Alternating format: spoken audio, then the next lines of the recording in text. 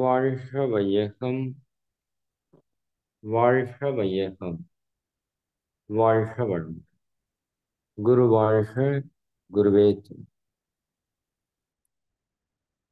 வாழ்க வளமுடன். அன்பர்களே, எல்லாம் வல்ல அருட்பேராற்றலையும் அதன் அனைத்து தன்மாற்ற நிலைகளையும் ஒரு சேர நினைந்து நன்றியுணர்வோடு வணங்கிக் கொள்வோம். ஆசான் அருட்தந்தை வேதாத்திரி மகரிஷி அவர்களே நம்மோடு சூக்குமமாக நிறைந்திருந்து இன்றைய தெய்வீக நிகழ்வுகள் அனைத்தையும் மிக சிறப்பாக நிகழ்த்தி கொடுப்பாரா. வாழ்க வளமுடன், வாழ்க வளமுடன். நண்பர்களே, இன்று நாம ஒரு மிக முக்கியமான ஒரு சிந்தனையை சிந்திக்க இருக்கிறோம். அதாவது மகரிஷி அவர்கள் பல்வேறு விதமான பயிற்சி முறைகளை நமக்கு வடிவமைத்து கொடுத்திருக்கிறார்கள். அதிலே உயர்ந்த பயிற்சியாக நாம் கருதி கொண்டிருப்பது தற்சோதனை என்று சொல்லக்கூடிய ஒரு பயிற்சி, குணமாற்றத்திற்கான ஒரு பயிற்சி இல்லைங்களா? அப்ப அதில் ஒரு 2 பயிற்சிகளை நம்ம ஆல்ரெடி சிந்தனைக்கு எடுத்து செய்துட்டு இருப்போம்னு நம்புறேன். அதுல 3வது பயிற்சியை இன்னைக்கு நாம சிந்திக்க இருக்கிறோம். குறிப்பாக இந்த பயிற்சி நம்ம எல்லோருக்கும் மிக மிக தேவையான ஒரு பயிற்சி என்று வைத்துக் கொள்ளலாம். அதாவது மகரிஷி அவர்கள்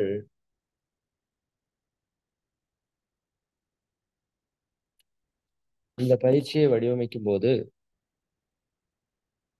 அவர் கருத்தில் கொண்ட விஷயம் இந்த கோபம் அப்படிங்கிற ஒரு விஷயம் அவரோட வாழ்க்கையில ஒரு பெரிய தாக்கத்தை ஏற்படுத்தியது. நம்ம எல்லாரோட வாழ்க்கையிலையும் மிகப்பெரிய தாக்கத்தை ஏற்படுத்தி கொண்டு இருக்கிற ஒரு குணம் அப்படின்னா கோபம். இதில் நம்ம யாருக்கும் மாற்று கருத்து இருக்காதுன்னு நினைக்கிறேன் நான், இல்லைங்களா? ஏன்னா எல்லாரோட லைஃப்லயும் இந்த கோபத்தினுடைய பங்கு ரொம்ப அதிகமாகவே இருக்குது. அதை மாத்திக்கணும்னு நாமளும் நிறைய முயற்சிகள் எல்லாம் எடுக்கிறோம். பட் அந்த முயற்சிகள் பெரிய பலனை நமக்கு கொடுக்கறது இல்லை. அது போல மகரிஷி அவங்களோட வாழ்க்கையிலையும் இந்த கோபத்திற்கான 2 மிகப்பெரிய சம்பவங்கள் நிகழுது.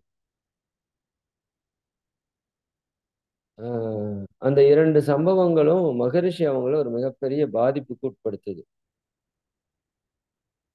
அந்த பாதிப்பினுடைய விளைவு தான் நமக்கு இந்த சினம் தவிர்த்தல் என்ற ஒரு பயிற்சி கிடைத்திருக்கிறது என்று சொல்லலாம். அதனால எல்லாம் நன்மைக்கு அப்படின்னு நம்ம பேசுறதுல மகரிஷிக்கு வந்த கோபம் கூட நன்மைக்காகத்தான் முடிஞ்சிருக்கு. உலக மக்கள் அனைவருக்கும் கோபம் வராமல் இருப்பதற்கான ஒரு பயிற்சியை அவர் வடிவமைத்து கொடுப்பதற்கான ஒரு அச்சாணியாக அந்த 2 சம்பவங்கள் இருக்குது. நாம் அந்த சம்பவத்தை தொடங்கியே இந்த சினம் தவிர்த்தல் அப்படிங்கிற ஒரு பயிற்சியை நாம சிந்திக்க இருக்கிறோம். சினம்னா என்ன? அது ஏன் வருகிறது? அது வந்தா எந்த மாதிரியான விளைவுகளை அது ஏற்படுத்துகிறது? அப்ப அது எவ்வாறு தவிர்ப்பதற்கு செயல்படுவது அப்படிங்கிறத பத்தி ஒரு தெளிவான விளக்கம். இது எனக்கு தெரிஞ்ச 1, 2 அல்லது ஒரு 3 வகுப்புகள் வரைக்கும் இது செல்லும். ஏன்னா ரொம்ப ஒரு ஆழமான ஒரு சிந்தனை. நம்ம கொஞ்சம் டெப்தா அதை பத்தி சிந்திக்கணும். ஏன்னா நம்ம எல்லாருமே சினம் படக்கூடாதுன்னு நினைக்கிறோம். ஆனா இன்னைக்கு பெண்கள் முதல் கொண்டு மிக அதிகமாக கோபப்படுறத பார்க்கிறோம். ஒரு குறிப்பிட்ட காலத்துக்கு முன்னாடி பெண்களுக்கு அவ்வளவு கோபம் வராது இயற்கையா. ஏன்னா அவங்க பொறுமையா இருக்கணும், பொறுமையா இருக்கணும்னு சொல்லி சொல்லி சொல்லி சொல்லி பொறுமையினுடைய வடிவமாக அவங்கள மாத்துனாங்க. ஆக்சுவலா பெண்மை அப்படிங்கிறது பொறுமையினுடைய வடிவம் தான். ஆனா இன்னைக்கு பெண்களுமே மிக அதிகமாக கோபப்படுறத பார்க்க முடியுது. அப்போ பெண்கள் கோவப்பட்டாங்க அப்படின்னா, அப்புறம் அந்த குடும்பம் நிச்சயமா நல்லா இருக்காது இல்லையா? ஏன்னா, ஒவ்வொரு குணம் ஒவ்வொரு பாலினத்துக்கான தன்மையா இருக்கு. இப்ப ஆண்களுக்கு அப்படின்னு சொன்னோம்னா, வீரம் அப்படிங்கிறது ஒரு தன்மை. பெண்களுக்கு அன்பு என்பது ஒரு தன்மை. சரிங்களா? அப்ப ஆண்களுக்கு வீரம் வந்து இயல்பிலேயே அதிகமா இருக்கும். பெண்களுக்கு அன்பு அப்படிங்கிறது இயல்பிலேயே அதிகமா இருக்கும். அப்படி ஆண்களுக்கு வந்து கோபம் என்பது அதிகமாக இருக்கும். இயல்புல, இயற்கையில. பெண்களுக்கு ஆசை என்பது அதிகமா இருக்கும். இயல்புல, இயற்கையா. அப்போ ஒரு ரஜினி பட டயலாக் கூட ஒண்ணு வரும். அளவுக்கு அதிகமா ஆசைப்படுற ஆம்பளையும், அளவுக்கு அதிகமா கோவப்படுற பொம்பளையும் நல்லா வாழ்ந்ததா சரித்திரமே இல்லைன்னு. இத நான் யோசிச்சு பார்த்தேன் இந்த டயலாக். இது ஏன் இப்படி சொல்றாரு? பெண்கள் கோவப்படுறதுக்கு என்ன? ஆண்கள் ஆசைப்படுறதுக்கு என்னன்னா, ஆசை என்பது பெண்களோட இயல்பு. நீங்க ஆசைப்படுறதுல பெரிய மாற்று கருத்தோ, பெரிய பிரச்சனையோ வரப்போறதில்ல. ஆனால் பெண்கள் கோபப்பட்டீங்கன்னா, அந்த குடும்பம் வீணாயிரும். அதேபோல ஆண்கள் கோபப்படுறது ஒரு பெரிய பிரச்சனை இல்ல. ஆனா அவங்க அதீத ஆசைப்பட்டாங்கன்னா, அவங்க அழிஞ்சு போயிருவாங்க. இது ஒரு மிகப்பெரிய இயற்கை ரகசியம். அப்ப இன்னைக்கு பெண்கள் முதல் கொண்டு கோபத்தினோட உச்சத்துக்கு செல்கிறோம். இன்னும் குழந்தைகள் டென்ஷன் ஆகுறாங்க. வீட்ல பெரியவங்க இருந்தா கூட ஒரு பக்குவ நிலைக்கு வரமாட்டேங்கிறாங்க. அந்த கோபம் அவங்கள போட்டு ஆட்டி படைக்குது. இப்ப எங்க போனாலும் இந்த கோபம், கோபம், கோபங்கிற குணம் தலைவிரிச்சு ஆடுறத பார்க்கிறோம். இப்படி மகரிஷி அவங்க சின்ன வயதுல அவர் ஒரு திண்ணை பள்ளிக்கூட ஆசிரியராக சென்று கொண்டிருக்கிறார். அப்போ அங்க ஒரு மாணவன் சரியா படிக்கல. அவன கண்டிச்சு பார்க்கிறார். அவன் சரியா கேட்கல. அவருக்கு ஒரு முறை கோபம் வந்துருது. பக்கத்தால இருக்கிற பெரம்ப எடுத்து அடி வெளுத்து எடுத்துட்டார். அந்த பையன் கதர்றான். இவரு விழிப்பு நிலை தவறி அடிச்சிட்டு இருக்காரு. கடைசியா ஒரு சடன் டைம்ல விழிப்பு வரும்போது, ஐயோ! நான் என்ன பண்ணிட்டு இருக்கேன்? அந்த குழந்தைய அடிச்சிட்டு இருக்கேனேன்னு விழிப்பு வரும்போது, பெரம்ப தூக்கி வீசுறாரு. அந்த பையன் கதறிட்டு இருக்கான். அதை பார்க்குறாரு. அப்ப அவன கட்டி பிடிச்சுட்டு இவரும் அழுகுறாரு. இந்த பையனும் அழுகுறான், இவரும் அழுகுறாரு. அப்ப அந்த கோபத்தினுடைய தாக்கம் அவருக்குள்ள மிகப்பெரிய அளவுல ஆழமா அங்க போய் பதிஞ்சிருச்சு அவர்கிட்ட. என்ன இப்படி பண்ணிட்டோமே நாம? அந்த குழந்தை படிக்கணும்னு தான் வர்றான். அவனால முடியறதில்ல. அப்படி வந்தவன போய் இப்படி அடிச்சுட்டோமே! அப்படின்னு சொல்லி அவர் மனசு வந்து ஆதங்கத்துல ரொம்ப அதிகமான பாதிப்பு அவர் மனதில ஏற்படுது. அதற்கப்புறம் அது கேஷுவல் ஆயிடுச்சு. அப்புறம் நார்மல் ஆகுறாரு.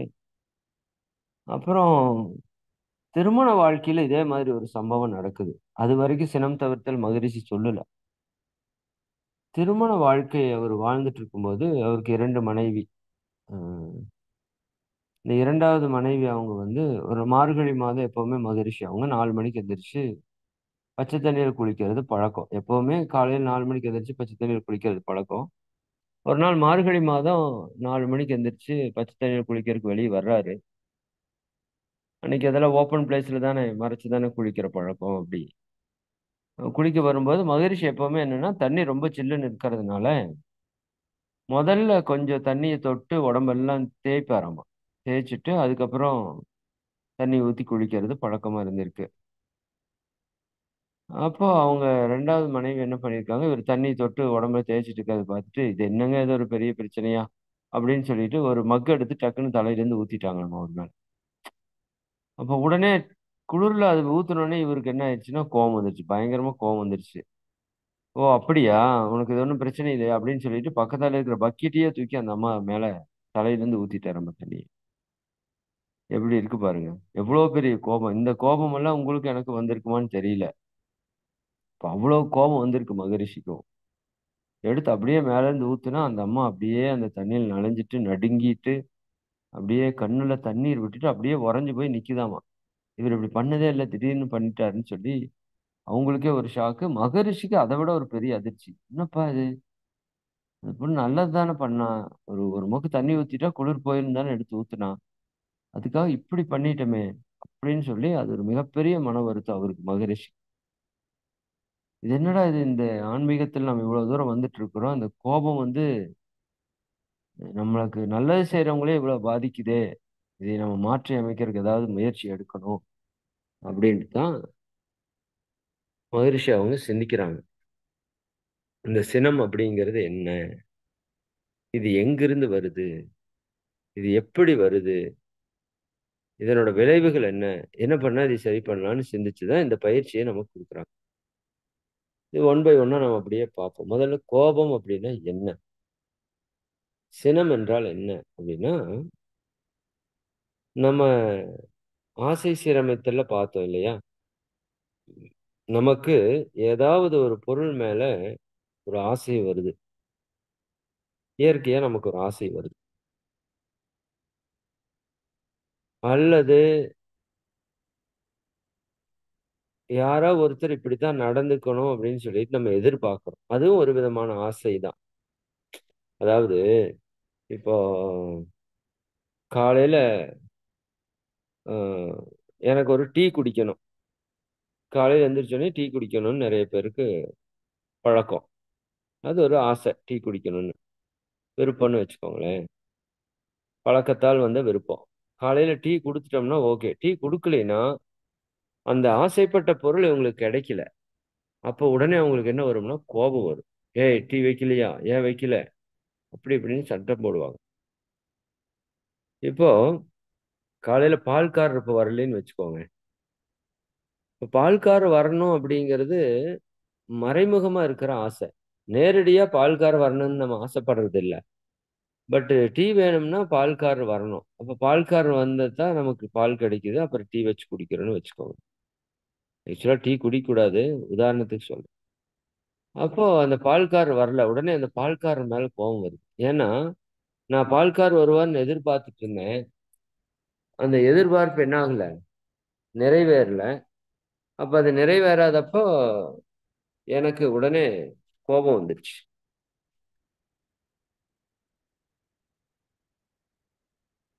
இப்போ கோபம்ங்கிறது என்ன?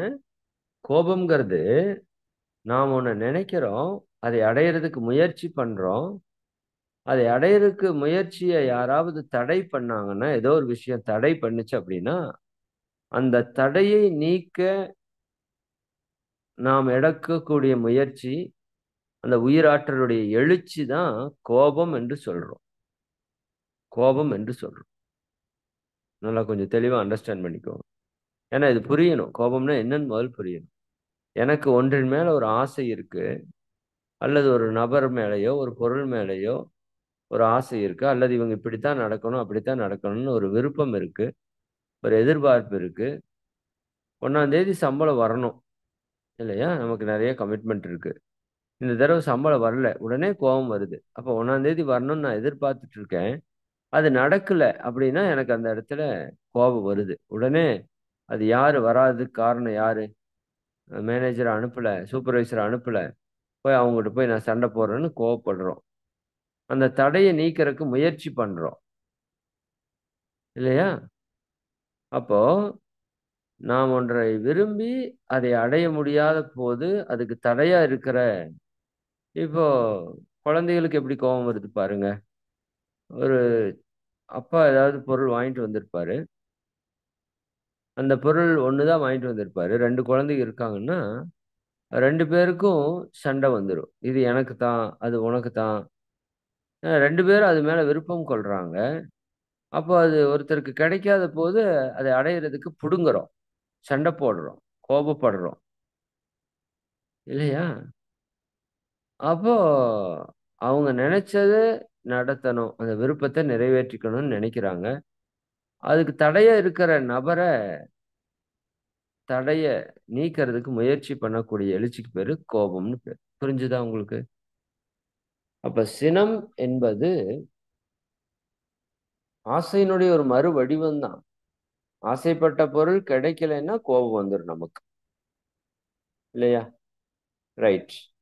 சரி, அப்ப சினம்ங்கிறது ஆசையினுடைய ஒரு வெளிப்பாடு. அப்ப ஆசை சரியானாலே சினம் சரியாயிரும். அதுதான் ஓப்பனா இருக்கிற ஸ்டேட்மெண்ட். பட் நம்ம ஆசை சீரமைத்தல் அந்த அளவுக்கு பெருசா பண்றதில்ல. சென்ற மாதம் நம்ம கொடுத்தோம். அது எவ்வளவு பேர் நீங்க ஆழமா பண்ணீங்க அப்படின்னா இந்த சினம் தவிர்த்தல் ஈஸியா இருக்கு உங்களுக்கு, இந்த புரிதல். சரி, அப்ப சினம், கோபம், இது என்ன விளைவை கொடுக்குது அப்படிங்கறத சிந்திப்போம். சினம்னா என்னன்னு பார்த்துட்டோம். சினம்னாலும் கோபம்னாலும் குரோதம், காமம், குரோதம், லோபம், மோகம், மதம், ஆச்சரியம்னு சொல்லுவோம் இல்லையா? இந்த காமம், குரோதம், லோபம்னா பேராசை, சினம். சரிங்களா? இதெல்லாம் சினத்தினுடைய வெவ்வேறு பெயர்கள்.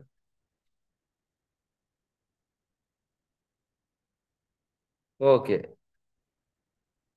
அப்போ அஹ், என்ன சொல்றது?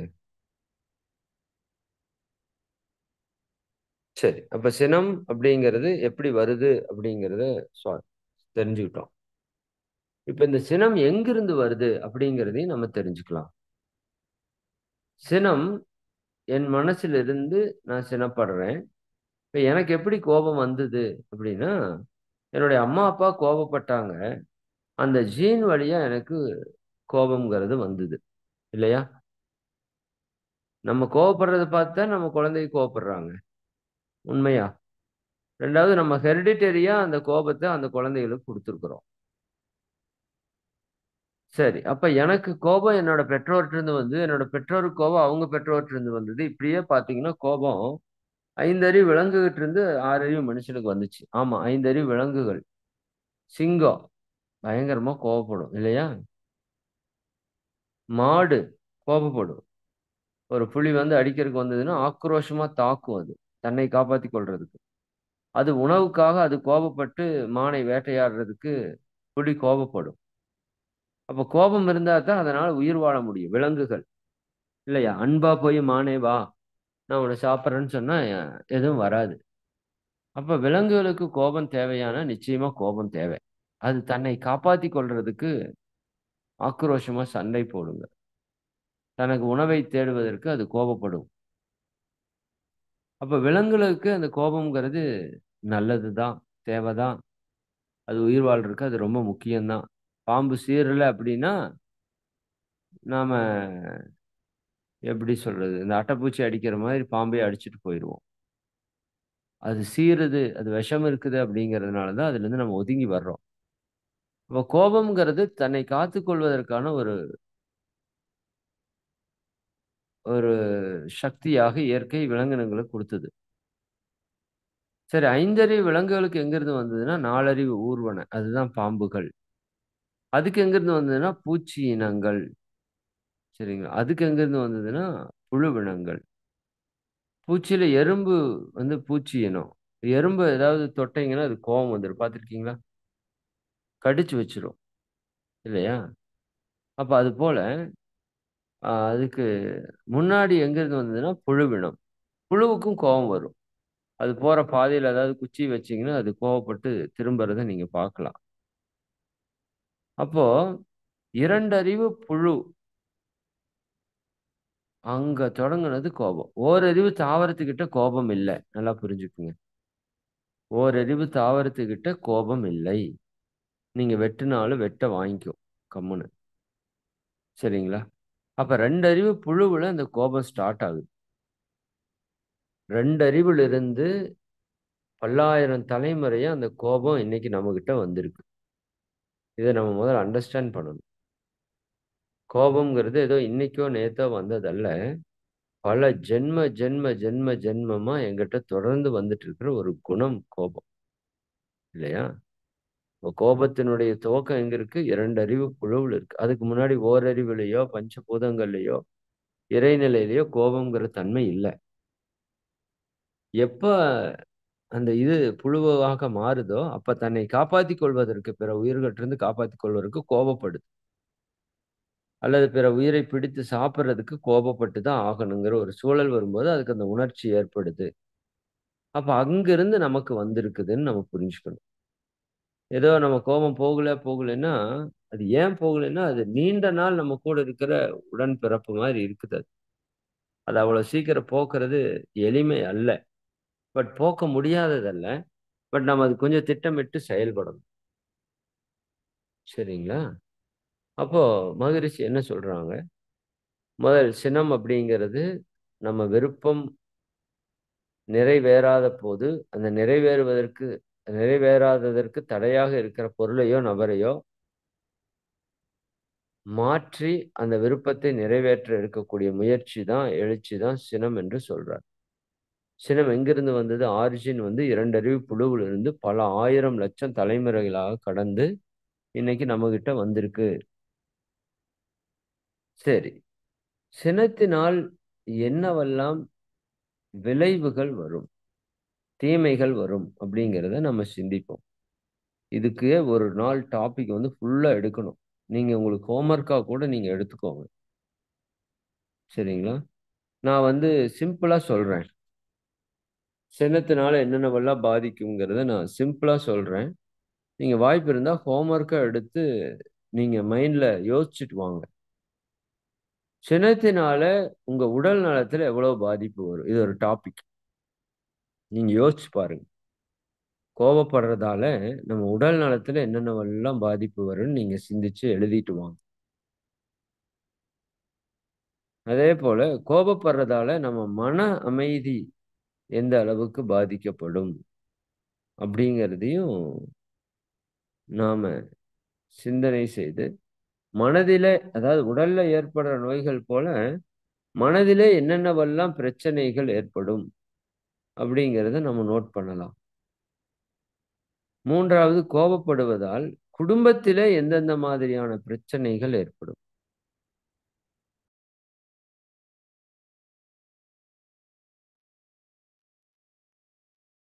குடும்பத்தில உறவுகளுக்குள்ள எந்த மாதிரியான பிரச்சனைகள் எல்லாம் ஏற்படும்? கண்டிப்பா குடும்பத்தில பெரிய பாதிப்பை அது ஏற்படுத்தும். இல்லையா? இன்னும் சமுதாயத்தில எந்த மாதிரியான பாதிப்பை எல்லாம் இந்த கோபம் ஏற்படுத்துகிறது? அதையும் நீங்க கொஞ்சம் நுணுக்கமா சமுதாயம் அப்படிங்கிறப்போ, அதற்குள்ள தொழில் செய்யக்கூடிய இடங்களை எல்லாம் நீங்க சேர்த்துக்கலாம். இல்லாட்டி தனியா தொழில் செய்ற இடம்னாலும் எழுதிக்கோங்க. ஒண்ணும் தப்பில்ல. அப்போ இந்த மாதிரி இடங்கள்ல எப்படி எனக்கு கோபம் பிரச்சனைய உண்டு பண்ணுது? அப்புறம் ரொம்ப முக்கியம், ஆன்மீக உயர்வு இந்த கோபத்தால் எப்படி தடைபடுது? ஆன்மீக முன்னேற்றத்துல எந்த மாதிரியான தடைகள் ஏற்படுது? இப்ப நம்ம உடல் சொன்னோம். உயிர், மனம் இதை சார்ந்து எல்லாமே அதற்குள்ளேயே நீங்க என்ன பாதிப்பு வருங்கிறத நீங்க இதுவரைக்கும் சொல்லியிருக்கிற தத்துவங்கள வச்சு நீங்க ஆராய்ச்சி பண்ணி பாருங்க. வள்ளுவர் என்ன சொல்றாரு? "சினமென்னும் சேர்ந்தாரைக் கொல்லி, இனமென்னும் ஏமப் புனையைச் சுடும்." சினமென்னும் சேர்ந்தாரைக் கொல்லி, இனமென்னும் ஏமப் புனையைச் சுடும்னா என்ன அர்த்தம்? சினம் என்னும் சேர்ந்தாரைக் கொல்லி. சினம் யார் கூடெல்லாம் சேருதோ, அவர்களை எல்லாம் அது அழித்து விடும். கொன்றே விடும். இனமென்னும் ஏமப்புனையைச் சுடும். அதாவது நமக்கு யார் மேலெல்லாம் அதிகப்படியான அன்பு இருக்கிறதோ, அல்லது நமக்கு மேல யாருக்கெல்லாம் அதிகப்படியான அன்பு இருக்கிறதோ, அப்படி மிகுந்த அன்பு இருப்பவங்களையும் நாம் என்ன பண்ணுவோம்? துன்புறுத்துவோம். இது எவ்வளோ ஒரு கொடுமையான செயல் பாருங்க. நம்ம மேல மிகுந்த அன்பு இருக்கிறவங்களையும் நாம் இந்த கோபத்தால துன்புறுத்துறோம் அப்படின்னா, நம்ம லைஃப் எப்படி இருக்குன்னு யோசிக்கணும். அப்போ தன்னைத்தான் காக்க சினம் காக்க, காவாக்கால் தன்னையே கொல்லும் சினம். நம்மளை நம்ம காப்பாத்திக்கணும்னா கோபம் வராம இருக்கணும். கோபம் வந்தா அது நம்மளே அழிச்சு மத்தவங்களையும் அழிச்சிரும். அப்போ சினத்துக்குன்னு வள்ளுவர் ஒரு பெரிய அதிகாரமே எழுதி வச்சிருக்கார். அது சினத்தை பற்றி நிறைய குறிப்புகள் வந்து சொல்லிட்டு வர்றார். இப்ப நான் உங்களுக்கு என்னன்னா, இன்னைக்கு என்ன குடுக்குற ஹோம்வொர்க் என்னன்னா, சினம் எப்படி நம்ம உடலை பாதிக்குது, உயிரை பாதிக்குது, மனதை பாதிக்குது, குடும்பத்தை பாதிக்குது, உறவுகளை பாதிக்குது, தொழிலை பாதிக்குது, சமுதாயத்தை பாதிக்குது, ஆன்மீக வளர்ச்சியை பாதிக்குது. நீங்க ஒரு லிஸ்ட் போட்டு வாங்க. ஏன்னா, இத நான் சொல்றதுன்னா, நான் அடுத்த வகுப்புல சொல்லிருவேன். ஒரு 10, 1/2 மணி நேரத்துக்குள்ள இத பத்தி எல்லா விவரம் சொல்லிடலாம் தெளிவா. ஆனா, அதற்கு முன்னாடி நீங்க உங்க மனசுல அதை சிந்திச்சுட்டு வரும்போது, நிச்சயமா உங்களுக்குள்ளேயே ஒரு மாற்றம் வரும். சினத்தை தவிர்க்கணும், பொறுமையா இருக்கணுங்கிற ஒரு எண்ணம் நமக்குள்ள வந்தா தான், அது முழு மாற்றமா இருக்கும். அதனால, நாம அத இன்னைக்கு ஹோம்வொர்க்கா எடுத்துக்கோங்க. அடுத்த வகுப்புல இந்த சினத்தால் என்னென்னவெல்லாம் பாதிப்பு வரும்னு ஒரு 50 பாயிண்ட் உங்களுக்கு லைனா சொல்லிடுறேன். ஒன் பை ஒன்னா, ஒன் பை ஒன்னா. நீங்க தெளிவா புரிஞ்சுக்கிட்டீங்கனாலே, மேக்ஸிமம் சினம் வராம நம்ம பார்த்துக்கலாம். சரிங்களா? பாப்போம். அடுத்த வகுப்புல நான் அதைப் பற்றி தெளிவா சொல்றோம். போதும். காலம் ஆயிடுச்சு. டைம் கரெக்ட்டா 45. நிறைவு பண்ணிக்கலாம். மிக்க மகிழ்ச்சி. இன்னைக்கு ஒரு புதிய விஷயத்த தொடங்கி இருக்கிறோம். அ தொடர்ந்து செய்வோம். சரிங்களா? அருட்பேராற்றல் கருணையினால் இந்த நிகழ்விலே கலந்து கொண்டுள்ள நீங்களும், உங்கள் அன்பு குடும்ப உறுப்பினர்கள் அனைவரும் உடல் நலம், நீளாயுள், நிறை செல்வம், உயர் புகழ், மெய்ஞானம் ஓங்கி, இறை உணர்வு, அறநெறி, கல்வி, தனம், தானியம், இளமை, வலிவு, துணிவு, நன்மக்கட்பேறு.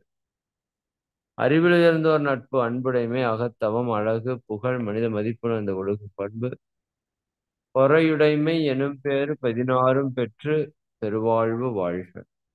வாழ்க வளமுடன், வாழ்க வளமுடன், வாழ்க வளமுடன். வாழ்க வளமுடன். நண்பர்களுக்கு ஒரு முக்கிய அறிவிப்பு.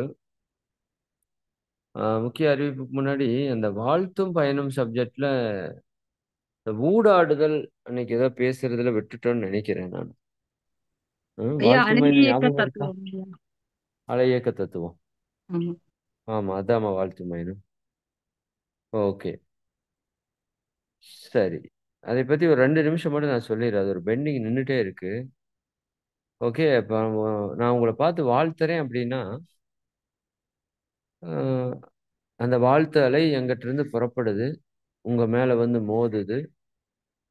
உங்ககிட்டருந்து அப்படியே சிதறுது, பிரதிபலிக்குது. உங்களுக்குள்ள ஊடுருவி செல்லுதுன்னு சொன்னோம். இந்த ஊடாடுதல் அப்படின்னா, இந்த பெண்டுலம் இங்கேயும் அங்கேயும் போயிட்டு வருது இல்லையா? வாட்ச்ல அந்த மாதிரி. அந்த அலை உங்களுக்குள்ள ஊடுருவி சென்ற அலை, மீண்டும் எங்கிருந்து வந்ததோ அங்க திரும்ப வருது. வந்து இங்கிருந்து மறுபடியும் திரும்ப உங்ககிட்ட வருது. திரும்ப உங்ககிட்ட இருந்து இங்க வருது. இப்படி 2 பேருக்கு இடையே ஊடாடிக் கொண்டே இருக்கிறது. அந்த அலை என்ன பண்ணுது? ஒண்ணு இந்த உயிர் அழியணும், இல்லாட்டி அந்த உயிர் அழியணும். அதுவரைக்கும் அந்த அலை வந்து ஊடாடிக் கொண்டே இருக்கும். அது எந்த அளவுக்கு நம்ம லோ ஃப்ரீக்வன்சில ஆற்றல் மிக்கதா குடுக்குறோமோ, அந்த அளவுக்கு குவாலிட்டியே அங்க இருக்கும். சரிங்களா? அப்போ அந்த அலை வந்து இந்த 2ல ஏதாவது ஒன்று அழியிற வரைக்கும் ஓடிக்கொண்டே இருக்கும். அது நம்ம எந்த அளவுக்கு ஃப்ரீக்வன்சி லோ குடுக்குறோமோ, அந்த அளவுக்கு அதனோட அழுத்த அளவு இருக்கும். இப்ப 2க்கு இடையில அது ஓடிக்கொண்டே இருக்கும் வாழ்நாள் முழுக்க அப்படிங்கிறத புரிஞ்சுக்கோங்க. ஒருத்தர பார்த்து வாழ்க வளமுன்னு சொல்லிட்டாலே, இருவருக்கு இடையில வாழ்த்து அலை அது ஓடிக்கொண்டே இருக்கும் அப்படிங்கிறத நம்ம புரிஞ்சுக்கலாம். சரிங்களா? இது வந்து ஊடாடுதல் தத்துவம்னு சொல்லுவோம். சரி.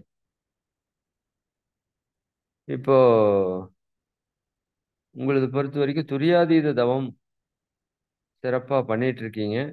அதனோட பலன்கள் சொல்லணும். நான் இந்த சினம் தவிர்த்தல் முடிச்சதுக்கப்புறம் நான் சொல்றேன். ஏன்னா, இப்ப தவம் பண்றதுக்கு ஆரம்பிச்சுட்டோம். அதுவே போதும். இன்னும் நெறைய பலன்கள் இருக்கு. அத நம்ம பின்னாடி பேசுவோம். அதுக்கு முன்னாடி இந்த சினம் தவிர்த்தல நம்ம கம்ப்ளீட் பண்ணிட்டு அதுக்குள்ள போலாம். சரிங்களா? சரி. மிக்க மகிழ்ச்சி. அனைவருக்கும் நன்றி. வாழ்க வளமுடன். வாழ்க வளமுடன். நம்ம நிறைவு பண்ணிக்குவோம். ஒண்ணே ஒண்ணு மட்டும் சொல்லணும். அது வேற மறந்துட்டேனா? நண்பர்களே, இப்ப உங்களுக்கு ஒரு 10 குரூப் வந்து இருக்குன்னு நெனைக்கிறேன் இல்லையா? 10 குரூப் வந்து நம்ம பிரிச்சிருந்தோம் ஆல்ரெடி. ஃபர்ஸ்ட் நீங்க ஸ்டார்ட் பண்றப்போ. ஏன்னா எப்பவுமே உள்ள வர்றப்போ நிறைய அன்பர்கள் வருவாங்க. ஏன் எதுக்குன்னே தெரியாம வந்துருவாங்க. அப்புறம் அது தொடர்ந்து பயிற்சி செய்யறப்ப எல்லாம் ஒவ்வொன்றா கொஞ்சம் கொஞ்சமா கழண்டு கழண்டு போகும். நல்லா பயிற்சி மேல ஈடுபாடு இருக்கிற, நல்ல கர்ம வினை இருக்கிற அன்பர்கள் நம்ம கூட தொடர்ந்து கடைசி வரைக்கும் பயணிப்பாங்க. அந்த விதத்துல இப்போ உங்களை எல்லாத்தையும் கண்டினியூவா வர்றவங்கள லைவ்னா இப்ப நேரடியா வர்றவங்க பழைய அன்பர்கள் 10 குரூப்ல கிட்டத்தட்ட 5000 பேருக்கு மேல இருப்பாங்க. ஆனா இப்ப ரெகுலரா வர்றவங்க ஒரு 300 பேர் தான் இருக்கீங்க இல்லையா? அதனால அந்த 10 குரூப்ல இனிமேல் வந்து ஷேர் பண்ண மாட்டாங்க. எல்லா டீட்டெயிலும். சரிங்களா? உங்களுக்குன்னு அந்த உருவாக்குன காமன் ஒன் குரூப் இருக்கு. அதுக்கு பேர் வந்து ஆனந்த யோகா பயிற்சி. மனசுல நல்லா வச்சுக்கோங்க. இந்த புதிய ஆனந்த யோகாவ எடுத்துட்டு, வெறும் ஆனந்த யோகா பயிற்சின்னு வச்சுக்கங்க. ஆனந்தத்துக்கு ஏ, யோகாக்கு ஒய், பயிற்சிக்கு பி. ஆனந்த யோகா பிராக்டிஸ் ஏஒய்பி. சரிங்களா? ஏஒய்பி அப்படின்னு ஒரு குரூப்.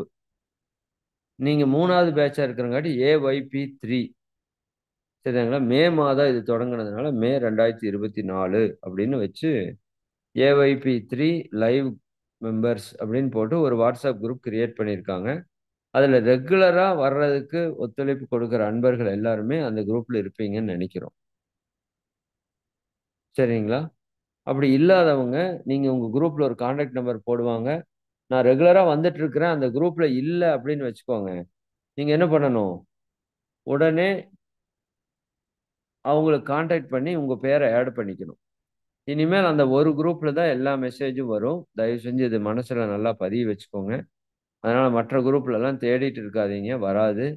குறிப்பா அந்த 10 குரூப்ல முதல்ல ஆரம்பிச்சதுல இனிமேல் இந்த ஐஏபி சம்பந்தப்பட்ட எந்த தகவலும் பெருசா அதுல வராது. சரிங்களா? அதனால யாரெல்லாம் மிஸ் ஆயிருக்கீங்களோ அவங்க எல்லாம் இம்மிடியேட்டா கூப்பிட்டு அதுல ஜாயின் பண்ணிக்கலாம். மற்றவங்க ஆஸ் இட் இஸ் அந்த குரூப்ல வர்றதை நீங்க அப்படியே ஃபாலோ பண்ணிட்டு வரலாம். சரிங்களா? மிக்க மகிழ்ச்சி. அனைவருக்கும் நன்றி. ஆமா, நிறைவு பண்ணிக்கலாமா? வாழ்க வளமுடன். இன்று ஐயா நமக்காக ஆழ்நிலை துரியாதீத தவத்தை இயற்றி சினம் தவிர்த்தல் என்ற தலைப்புல சிந்தனை உரை கொடுத்தாரு. ஐயாவுக்கு நன்றி, மனமார்ந்த நன்றிகள். இன்னைக்கு சினம் தவிர்த்தல் அப்படிங்கிற தலைப்புல பார்த்தோம்னா, மகரிஷியோட லைஃப்ல வந்து 2 இன்சிடென்ட் நடந்தது. ஒண்ணு, அவரு டீச்சரா ஒர்க் பண்ணும்போது ஒரு குழந்தைய வேகமா போட்டு அடிச்சிட்டாரு. அதுல அந்த குழந்தை வந்து அழுது ரொம்பவே சஃபர் ஆச்சு. சோ அது ஒண்ணு. இன்னொன்னு, அவரோட மேரேஜ் லைஃப்ல ஒண்ணு நடந்தது. ஐயா விளக்கமா சொன்னாரு.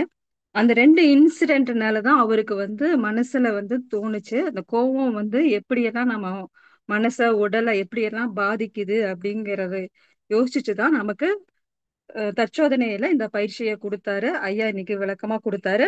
அத பத்தி நமக்கு வந்து மன அமைதி, உடல் நலம், உயிர்ல எப்படியெல்லாம் பிரச்சனை, குடும்பத்துல, உறவுகள்ல, சமுதாயத்துல எப்படியெல்லாம் பிரச்சனை வருதுங்கிறது நம்மள யோசிச்சு எழுதிட்டு வர சொல்லியிருக்காரு. நாம் அனைவரும் அதை ஃபாலோ அப்ல வச்சுக்குவோம். இன்று நமக்கு சிறப்பான ஒரு சிந்தனை உரை கொடுத்த இறை ஆசிரியர் இறை மதன்குமார் ஐயா அவர்களை நாம துரிய தவத்தில் இருந்து வாழ்த்துவோம். இறை ஆசிரியர் இறை மதன்குமார் ஐயா அவர்கள் வாழ்க வளமுடன். இறை ஆசிரியர் இறை மதன்குமார் ஐயா அவர்கள் வாழ்க வளமுடன். இறை ஆசிரியர் இறை மதன்குமார் ஐயா அவர்கள் இறை அருளாலும் குரு அருளாலும் உடல் நலம், நீளாயுள், நிறை செல்வம், உயர் புகழ், மெய்ஞானம் ஓங்கி வாழ்க வளமுடன், வாழ்க வளமுடன், வாழ்க வளமுடன். உலக நல வாழ்த்து. உலகமெல்லாம் பருவமழை ஒத்தபடி பெய்யட்டும், ஒத்தபடி பெய்யட்டும். உழவரெல்லாம் தானியத்தை உவப்புடனே பெருக்கட்டும், உவப்புடனே பெருக்கட்டும். பல தொழில்கள் புரிகின்ற பாட்டாளி உயரட்டும், பாட்டாளி உயரட்டும். பகுத்துணர்வில் தொகுத்துணர்வு பண்பாட்டை உயர்த்தட்டும், பண்பாட்டை உயர்த்தட்டும். கலகங்கள் போட்டி பகை கடந்தாட்சி நடக்கட்டும், கடந்தாட்சி நடக்கட்டும். கல்லாமை கடன் வறுமை களங்கங்கள் மறையட்டும், களங்கங்கள் மறையட்டும். நலவாழ்வை அளிக்கும் மெய்ஞான ஒளி வீசட்டும், மெய்ஞான ஒளி வீசட்டும். நம் கடமை அறவாழ்வில் நாட்டத்தே சிறக்கட்டும், நம் கடமை அறவாழ்வின் நாட்டத்தே சிறக்கட்டும். நம் கடமை அறவாழ்வின் நாட்டத்தே சிறக்கட்டும். வாழ்க வையகம், வாழ்க வையகம், வாழ்க வளமுடன். இந்த நிகழ்ச்சியில் பங்கு பெற்று அருட்சேவை செய்த அன்பர்கள் அனைவருக்கும் நன்றிகளும் வாழ்க வளமுடன் என்ற வாழ்த்துக்களும், இதில் பங்கு கொண்ட அனைத்து இறை அன்பர்களுக்கும் நன்றிகளும் வாழ்க வளமுடன் என்ற வாழ்த்துக்களும். வாழ்க வளமுடன். அடுத்ததாக 12 மணிக்கு இறை ஆசிரியர் செகண்ட் பேட்ச் நிகழ்வு நடக்க இருக்கிறது. அதில் நாம் அனைவரும் இணைந்து கொள்வோம். நன்றி. வாழ்க வளமுடன்.